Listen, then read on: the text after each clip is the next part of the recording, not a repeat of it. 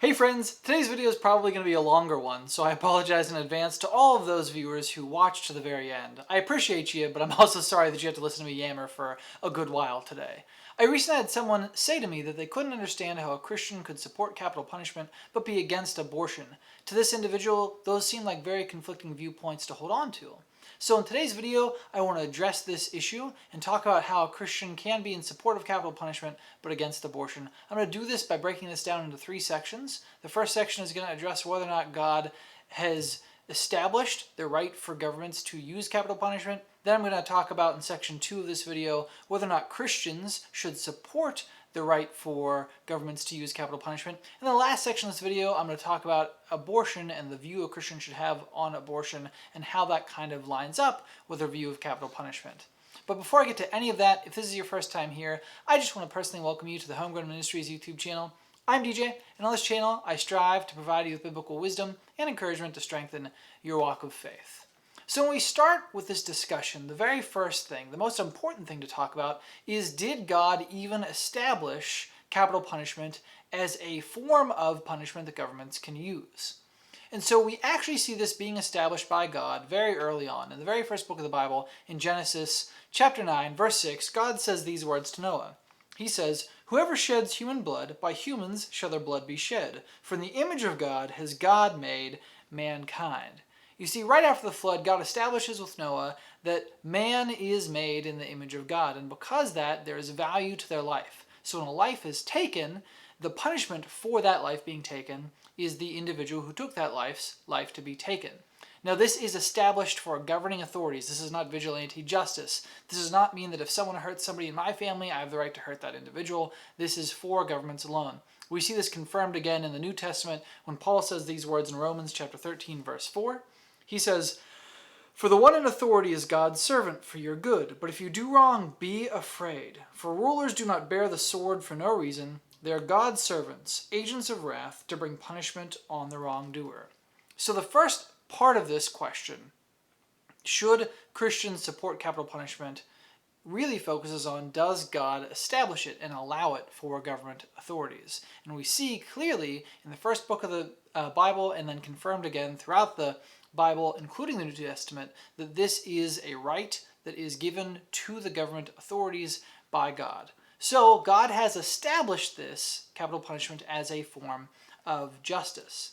So then the next question is, as Christians, under the New Testament, under the new covenant of Jesus Christ, do we or should we support capital punishment?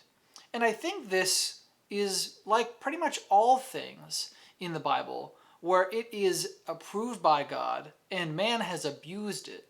So we as Christians can support it within reason.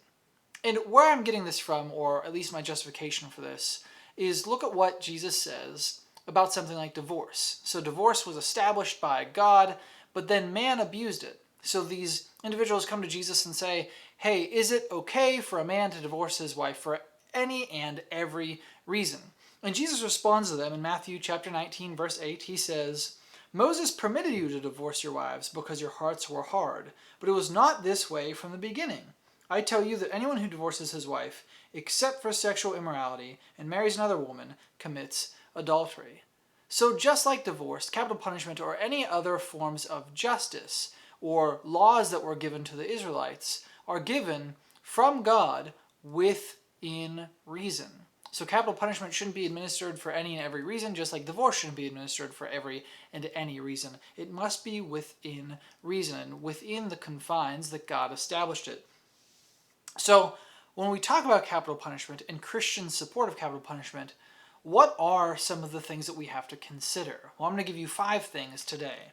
Thing number 1 is that we have to first and foremost understand that because we are humans, we are flawed, and because we are flawed, we can get it wrong.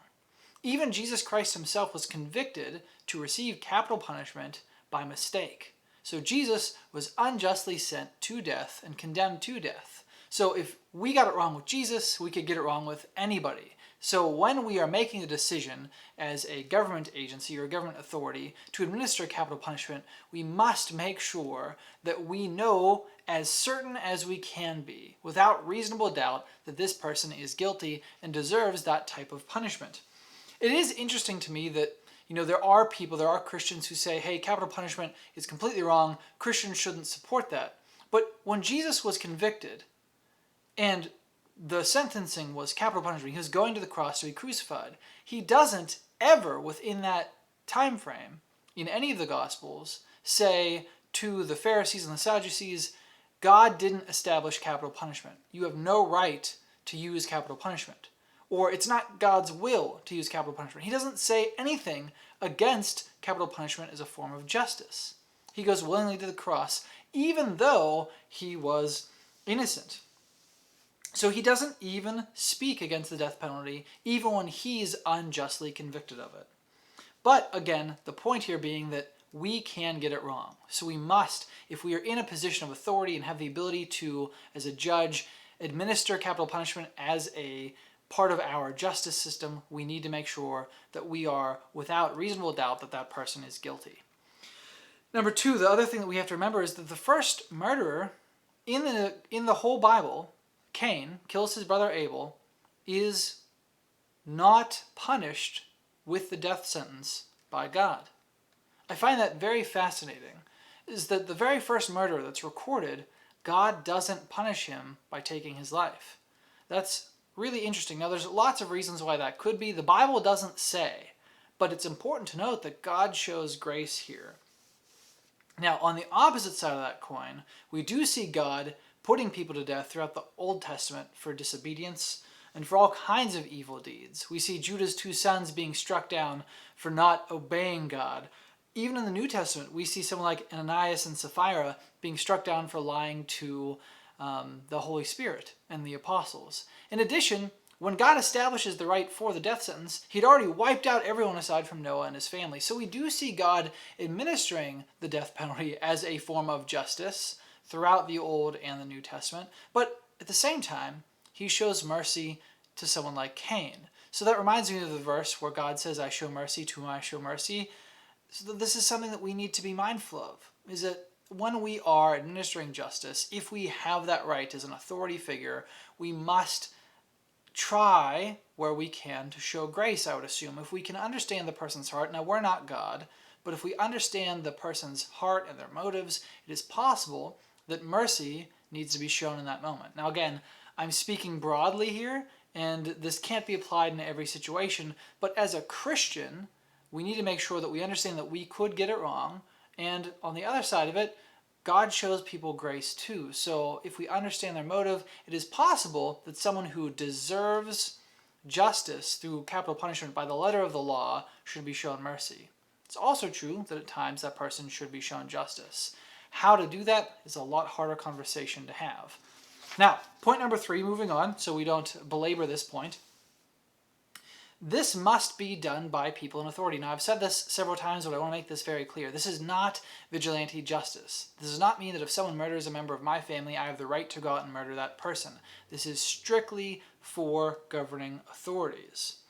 When, Cain murders his brother Abel, Cain is pardoned, essentially, of the death penalty. He has other punishments that are assigned to him, and Cain is concerned that someone is going to come after him. Someone's going to come and kill him if they find out. And this is what God says to Cain. Not so. Anyone who kills Cain will suffer vengeance 7 times over. Then the Lord put a mark on Cain so that no one who found him would kill him.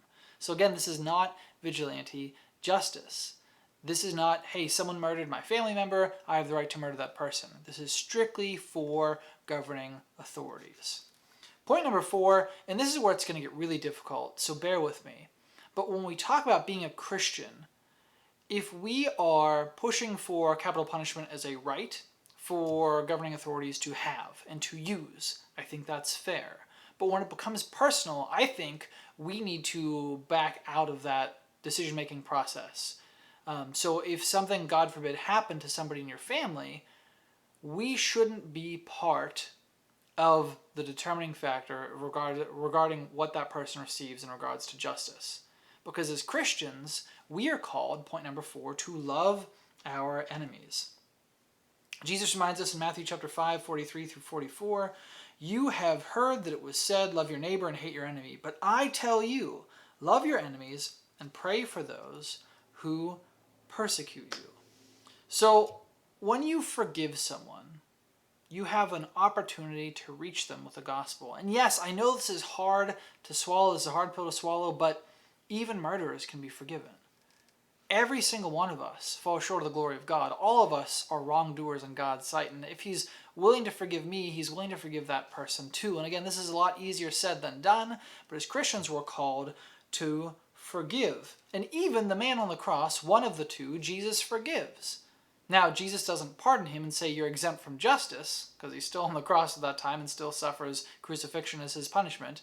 But Jesus does forgive him. So as Christians, when something horrible happens to us, we are called to forgive those people who harm us and our family.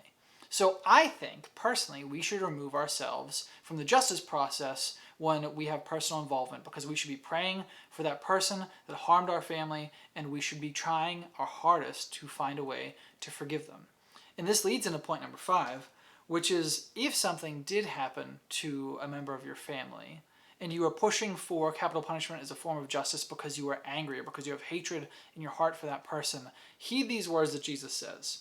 He says in Matthew chapter 5, verses 21 and 22, "You have heard that it was said to the people long ago, 'You shall not murder.' But I tell you that anyone who is angry with a brother or sister will be subject to judgment." You see, when you harbor anger in your heart for someone, you've committed murder in your heart. That's God's standard, and that's really, really, really high.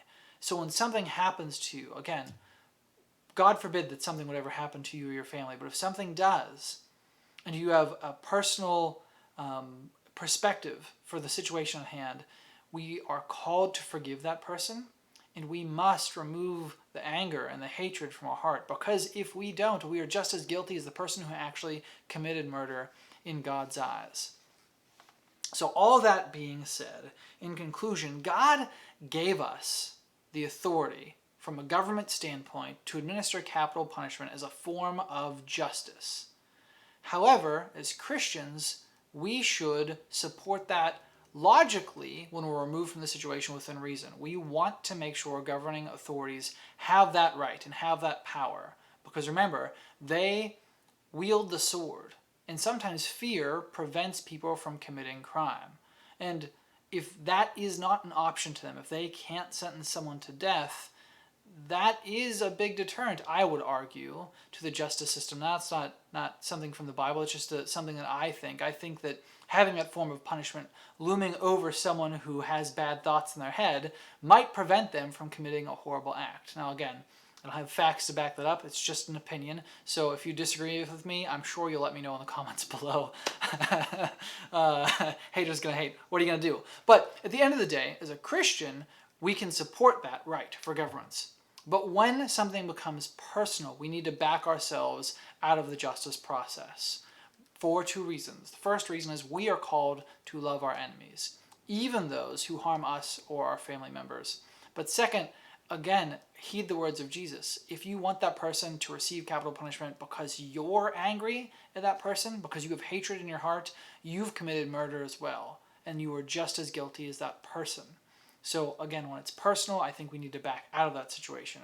We should let the government authorities administer justice as they are allowed to do, because they're the ones who wield the sword. So we should support their right, but back out of it when we are, personally involved. Now, that's all about capital punishment. Now, the person who I was talking to brought up the idea of abortion. So we support, or at least I can't say all Christians because there's lots of Christians who disagree with me, and again, I'm sure some of you will let me know in the comments below, but I could see a Christian supporting the government's right to capital punishment. Now, to this individual, I said, okay, with that view in mind, how can you be against abortion? Murder's murder in their mind, right? Well, here's the thing.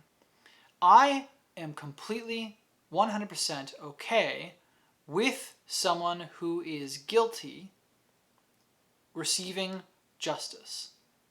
So if there's a person that commits murder, I'm completely okay with them receiving capital punishment as a form of justice.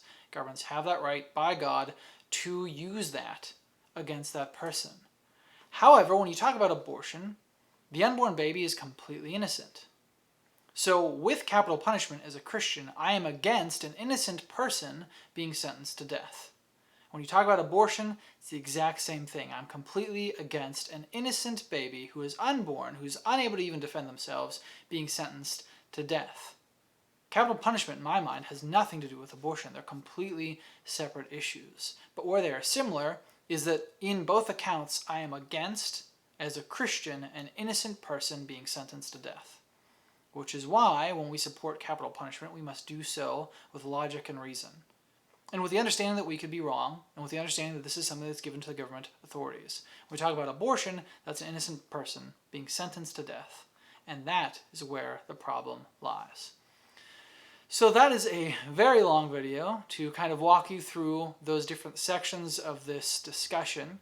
Hopefully you find value out of it. If there's something I said that you disagree with, again, I'm sure you'll let me know. But if there's something that I said that was really thought-provoking to you, or you really enjoyed, or something that maybe you hadn't thought of before, I'd love to hear from you in the comments below. And Christian friends, as I always say, please continue to be the salt of the earth, be the light to the world, go encourage somebody else today because the world desperately, desperately needs it. And I'll see you in the next video. Bye.